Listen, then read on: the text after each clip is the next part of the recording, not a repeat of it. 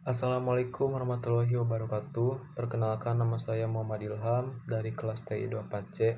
Di sini saya akan mempresentasikan hasil analisis saya dengan topik analisis eksploitasi keamanan sistem di Indonesia dengan fokus khusus pada studi kasus utama yang terjadi dalam rentang waktu tahun 2023 hingga 2025. Sebelum masuk ke kasus,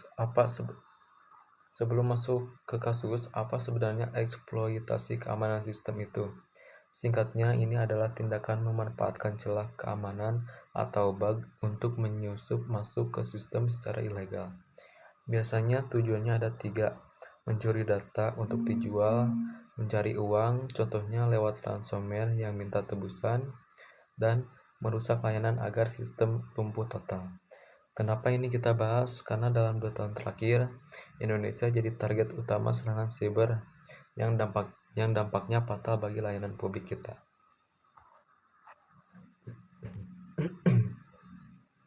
Kita lanjut ke tren serangan di Indonesia selama periode 2023 sampai 2025. Berdasarkan data yang ada, lanskap ancaman siber kita didominasi oleh 3 hal. Dominasi ransomware. Ini jenis serangan paling favorit. Modusnya menyandra data penting dan meminta uang tebusan. Targetnya makin berani. Kalau dulu yang diserang cuma situs web biasa, sekarang targetnya langsung ke infrastruktur kritis pemerintah dan perbankan besar. Kebocoran data, volumenya makin masif di mana jutaan data pribadi bocor dan diperjualbelikan. Kombinasi ketiga tren inilah yang menyebabkan kekacauan pada studi kasus yang akan kita bahas selanjutnya. Kita masuk ke kasus pertama, lumpuhnya layanan Bank Syariah Indonesia atau BSI. Kejadiannya pada Mei 2023. Saat itu seluruh layanan BSI mulai dari ATM, mobile banking sampai teller mati total selama berhari-hari, membuat nasabah panik. Siapa pelakunya? Serangan ini dilakukan oleh Lockbit 3.0, salah satu kelompok ransomware paling berbahaya di dunia. Tidak main-main, mereka mengklaim telah mencuri 1,5 terabyte data sensitif milik nasabah dan karyawan, serta menuntut tebusan besar agar data tersebut tidak disebarluaskan. Lalu, seberapa parah dampak dari serangan ini? Pertama, hancurnya reputasi. BSI mengalami kerugian finansial, harga saham yang anjlok, dan krisis kepercayaan nasabah yang luar biasa. Kedua, dari sisi teknis, celah ini kemungkinan besar berasal dari kelemahan di perangkat karyawan atau jebakan phishing yang tidak sengaja diklik. Pelajaran termahal dari kasus ini adalah pentingnya disaster recovery plan.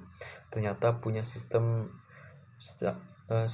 canggih saja tidak cukup kalau tidak punya rencana cadangan yang siap jalan saat sistem utama lumpuh total. Selanjutnya, kita bahas kasus yang paling viral di tahun 2024, serangan ke pusat data nasional pada bulan Juli lalu. Penyebabnya adalah varian ransomware baru bernama Brainchipper. Dampaknya sangat fatal dan memalukan. Layanan imigrasi di bandara lumpuh total hingga antrian penumpang mengular. Dan total ada 280 instansi pemerintah yang datanya ikut tersandra. Para peretas ini bahkan dengan berani meminta tebusan fantastis sebesar 8 juta US dollar atau sekitar 131 miliar untuk kunci enskripsinya. Kenapa kasus PDN ini disebut sebagai bencana nasional? Penyebab utamanya sangat fatal, yaitu tidak adanya backup. Data utama dikunci oleh hacker dan ternyata tidak ada cadangan data terpisah yang bisa dipulihkan. Akibatnya kita mati kutu. Penyebab masuknya pun diduga sepele, yaitu kelalaian manusia. Ada indikasi penggunaan password standar atau akses keamanan yang lemah pada server. Kasus ini menjadi bukti nyata betapa rapuhnya pertahanan siber infrastruktur negara kita di mata dunia. Pertanyaannya, bagaimana cara mereka bisa masuk? Ternyata metodenya tuh bukan sihir teknologi yang rumit, tapi memanfaatkan kelalaian dasar seperti phishing, sistem yang tidak diupdate, dan menggunakan password gampang ditebak, dan fatalnya tidak mengaktifkan FAA. Jadi secanggih apapun tembok apinya, kalau kuncinya diberikan lewat phishing, sistem tetap bakal jebol. Lalu apa solusinya agar kita tidak menjadi korban berikutnya? Kuncinya ada 4 langkah penguatan. Pertama dan terpenting, strategi backup 321. Kita wajib punya salinan data yang offline, tidak terkoneksi internet. Jadi kalau kena ransomware, data tinggal dipulihkan, tidak perlu bayar tebusan. Kedua, edukasi SDM. Karena manusia sering jadi titik lemah, pelatihan anti phishing harus rutin dilakukan. Ketiga, wajib MFA. Password saja sudah tidak aman. Harus ada verifikasi ganda untuk setiap akses penting. Terakhir, patch rutin. Jangan malas melakukan update sistem untuk menambal celah keamanan yang sudah usang. Kesimpulannya, dari kasus BSI dan PDN tadi kita belajar bahwa ancaman siber di Indonesia itu nyata, berbahaya, dan makin canggih. Dampaknya bukan sekedar error teknis, tapi sudah merusak ekonomi, bahkan harga diri bangsa.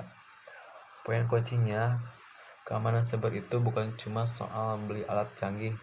Keamanan adalah kombinasi dari teknologi yang kuat, proses yang ketat, dan manusia yang sadar. Tanpa kolaborasi ketiga hal ini, sistem sekuat apapun pasti bisa dijebol. Sekian berikut presentasi dari saya. Cukup sekian. Wassalamualaikum warahmatullahi wabarakatuh.